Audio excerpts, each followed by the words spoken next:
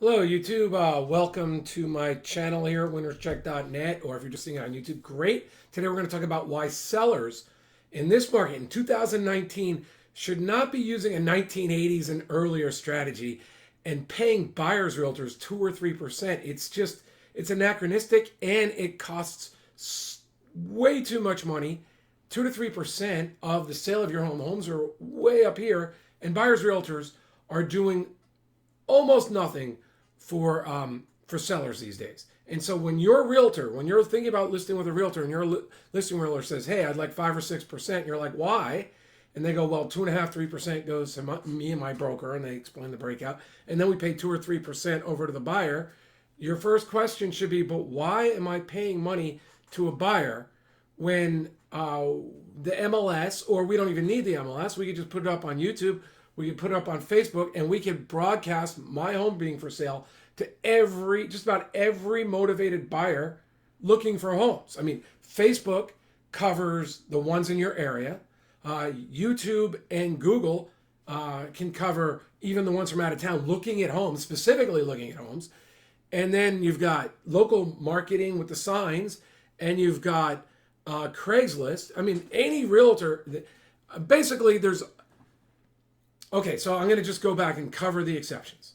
If you're trying to sell your home for far over the fair market value of the home, which is rarely possible, but let's say there's no competition for your home anywhere in sight, not 10,000, not 50,000, maybe 100,000 over is okay, but there's no superior homes within striking range of a price you might want. If the types of buyers you're looking at can qualify for overpriced homes. In other words, they have a lot of extra cash and they don't mind paying it and they're highly motivated. Maybe you can sell for significantly over fair market value. And then maybe you could work with your listing realtor and offer to pay money to buyer's realtor. But let me just say there's still two better strategies than that.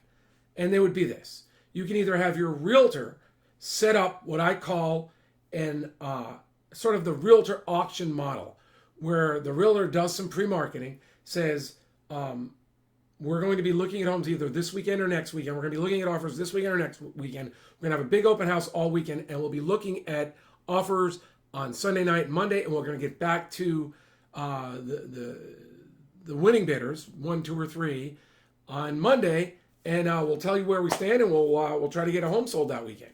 And that realtor would, and I'd put it up in the MLS, but that realtor could put it up on the MLS, doesn't need to pay the buyer's realtors anymore. The MLS is getting sued, and believe me, I've checked the rules. You don't need to pay 2 or 3% on the MLS. You could offer $100, and that's what I would do. And you might not your listing realtors might not do that because many of them want to double side. Many of them work for big brokerages and want to protect that model so that even if the listing agent in their brokerage doesn't get the extra money, other people in the brokerage do. But you don't need to do that. You can put them up for $100. They'll get broadcast all over the net. If you start off, okay, so now the issue is how do you get a lot of people to your property? Well, if you put your house well above the market, you're not going to have that many showings. But what I would do is I would say offers being accepted starting at a price $50,000 below this estimate. And then you market it on Zillow. You put it up on Zillow. You use Facebook marketing to Zillow and people looking on Zillow.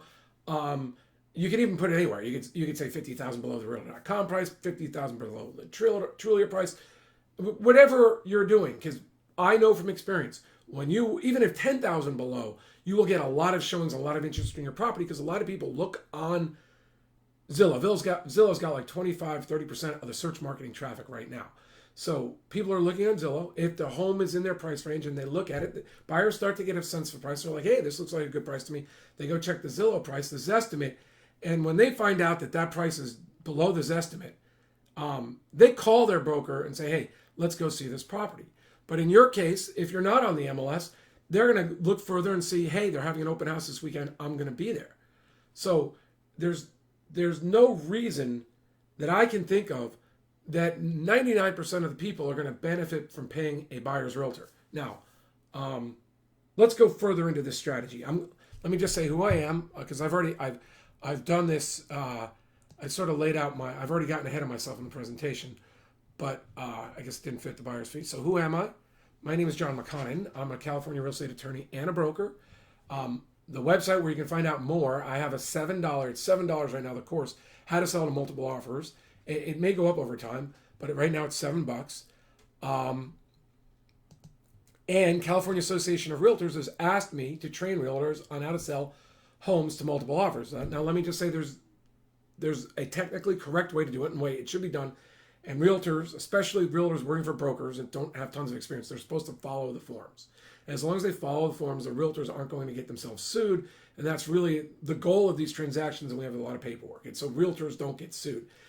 And the other thing is the California Association of Realtors forms do tend to encourage buyers to make strong offers because the buyers have so many outs. They have a financing contingency. They have an inspection contingency. They have other contingencies that make it easy for them to make an offer, hopefully a strong one, and then if they get concerned, they can back out or they can ask for a price reduction. That happens a lot, but that's how it works, and that's why the forms are set up the way they are. So now let me just go. Now I'm going to take us back here. That was my fast-paced intro, and I'm going to talk about the fact why the whole idea of the way this market's set up is from the 1950s or the 1980s or 1970s.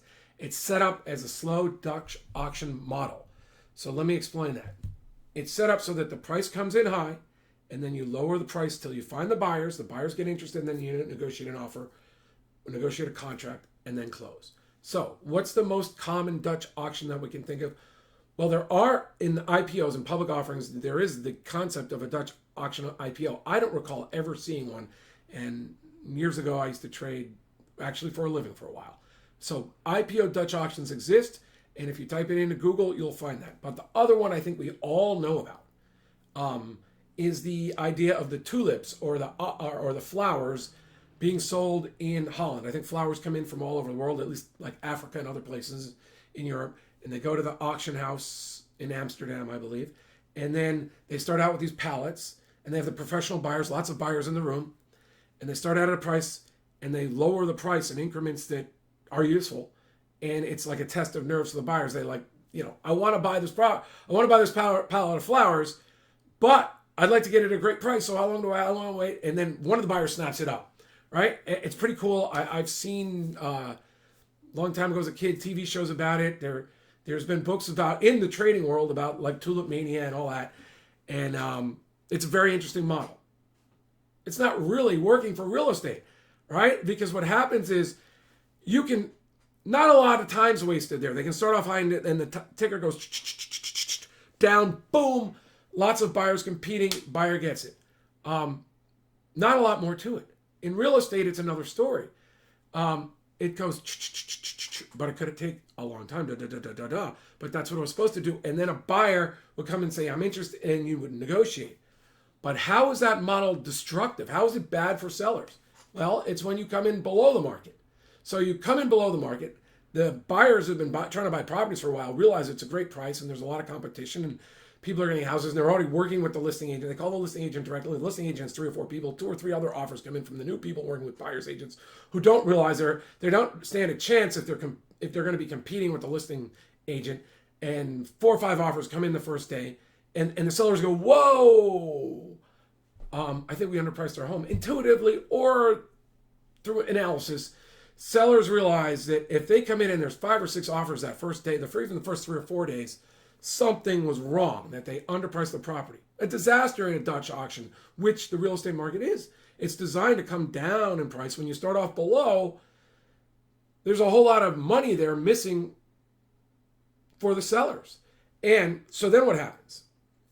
Then the sellers are like, well, Mr. Seller's Realtor, I think we came in low. And don't worry, we'll negotiate multiple offers. Well, I've gotten so many calls from buyer's agents. And in fact, before I was a real estate agent, I sold my home and I've watched this happen.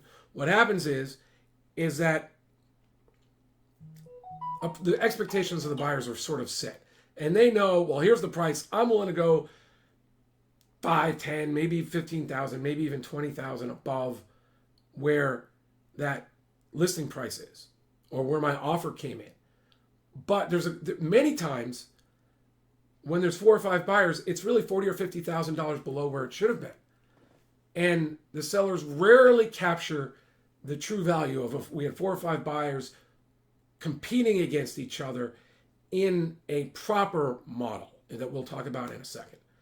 So the really odd thing about what happens, and this is really annoying because I hear realtors bragging about it. I see them bragging about it. They're like, we sold 70% of our homes in the first 3 days for 2% above ask or 3% above ask. I am sure you all have seen it. It's an absolute, I want to pull my hair out when I see that. I'm like, come on, market. We know that's ridiculous. If you're selling homes to multiple offers in the first few days, you're 90% chance you didn't negotiate the full value for the seller. Because you know that when you do, frequently the buyers walk away. If you try to jack them up, they're gone. They're like, well, I've got more pride than this. Because it's not just about whether the buyers can afford it. Buyers hate feeling like they're getting gypped. They feel like they're overpaying. They feel like they're getting ripped off. I mean, there's a lot of psychological factors that go on in negotiations, especially buyers. They have buyer's remorse. They don't really know the true value. And the other thing is, in the old days, they relied on realtors for their pricing. Now they get their pricing on the internet and they say, hey, this home just sold like that a week or two ago and it was this much money. I can't pay $50,000 more now.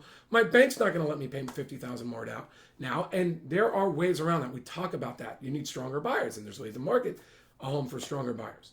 And in fact, let me just say, if you go to my course, I will talk about the 2 ways, the 2 models. Like, we're not even going to use a slow Dutch auction model. We're going to use a fair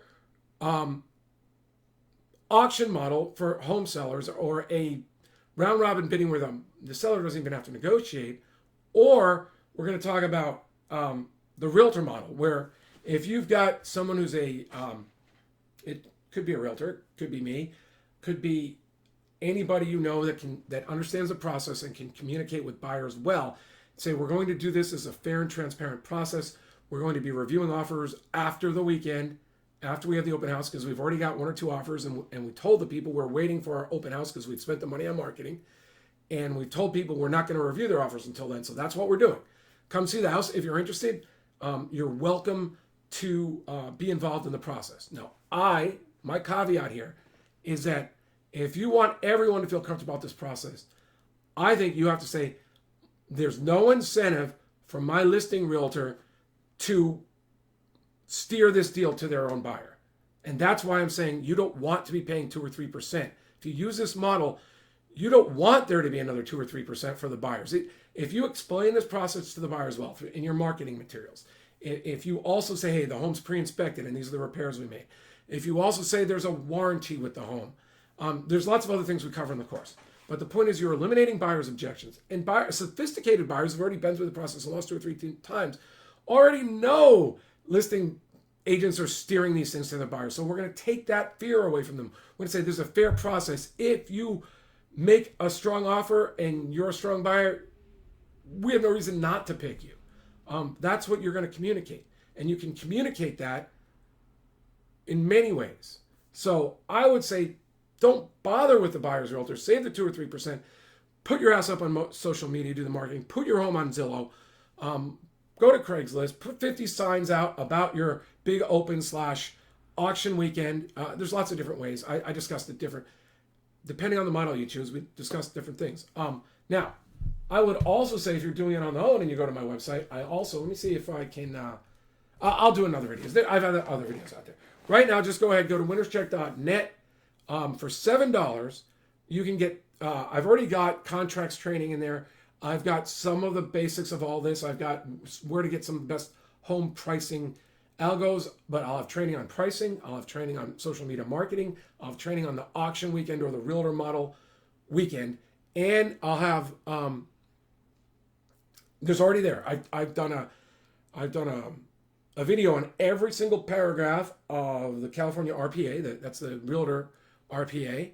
I've done, I also tell you where, if you're not working with a realtor, where you can get forms that, have been around for a long, long time. I'm a lawyer. I'm not going to say, well, I don't even guarantee the realtor forms hold up in court. They have to revise them every once in a while after they get sued, and it creates problems.